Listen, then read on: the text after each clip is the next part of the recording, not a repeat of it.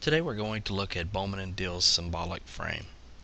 Bolman and Diehl state that symbols embody and express an organization's culture, describing it as the interwoven pattern of beliefs, values, practices, and artifacts that define for members who they are and how they are to do things.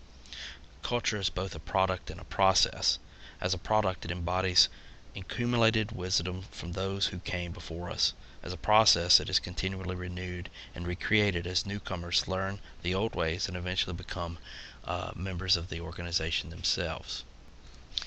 Back in 1985, Terence Diehl proposed that effective schools have strong cultures that are characterized by the following characteristics.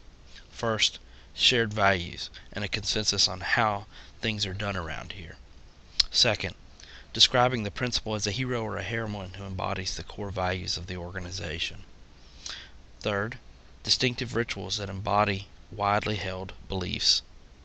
Fourth, employees as situational heroes and heroines. It's not just leaders after all, it's also the other stakeholders that are part of that organization as well. Fifth, there are rituals of acculturation and cultural renewal. Sixth, significant rituals are used to celebrate and transform core values. 7. That there are a balance between innovation and tradition and between autonomy and control. And lastly, there's widespread participation in cultural rituals.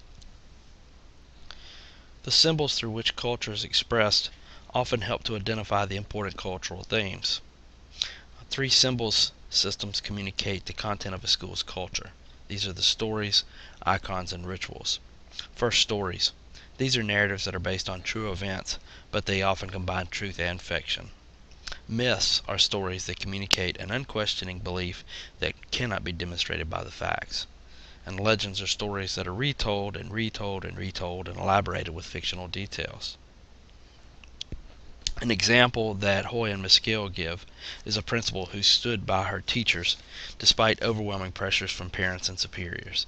This principle became a symbol of the cohesiveness and loyalty in the school's culture, and it's a story that is retold many times to the new teachers, and one that takes on special meaning as it is interpreted and embellished.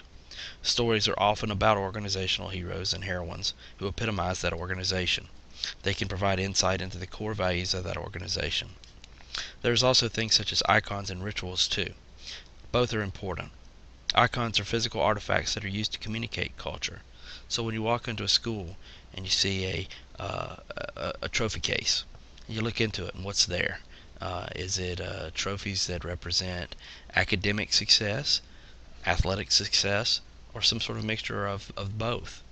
Are there artifacts that can be found there that represent the school's history? Maybe something from an older building that had to be destroyed because of its state of decay, and they moved some of those artifacts into the new school.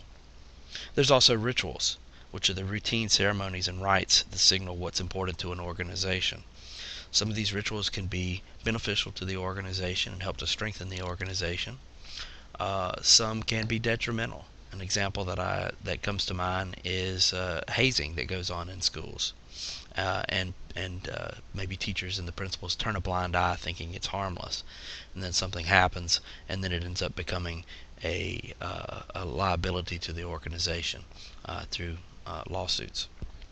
Back in my high school, when I moved to a high school in the middle of my 11th grade year, and I was very thankful for moving in the middle of my 11th grade year, because the 10th grade year, which was the first grade at that high school, the 10th graders had to go through a certain amount of hazing for sophomores, and I was very glad to have moved in my junior year and didn't have to deal with that.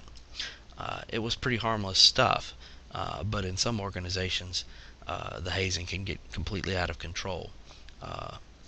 So this is something to watch for. Bolman and Diehl argue that the symbolic frame is based on some unconventional assumptions about the nature of organizations and behaviors. They argue that what is most important about events and organizations is not what happened, but what they mean.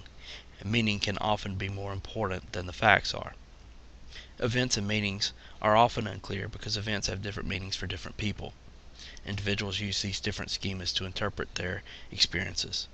The meaning is elusive and sometimes not shared by all of the people in the organization. Because events are typically ambiguous and uncertain, it's difficult to know what happened, why it happened, and what will happen next. Explanation is difficult, if not impossible. You do your best that you can with the facts and the information that you have. The greater the ambiguity and the uncertainty in the events, the more difficult it is to use rational approaches in an organizational analysis, because rationality clearly has its limits.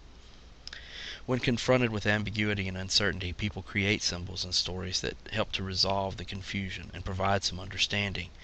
Stories create that clarity for them.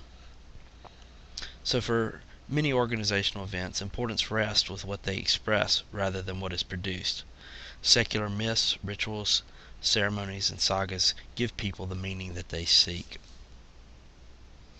So in closing, there are some key assumptions about the symbolic frame, and I want to sum those up. First, what is most important about any event is not what happened, but what it means. Activities and meanings are loosely coupled.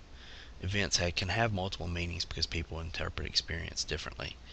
School leaders should try to understand those multiple meanings, and they can help to understand the people that they are working with. Educational culture literature is pretty clear. Much of what occurs in schools must be interpreted in the context of the school's culture. Often what is said or done is not nearly as important as the symbolic significance. Maslowski provides a critical review of existing school culture inventories. These can help you to understand the organizations in which you operate.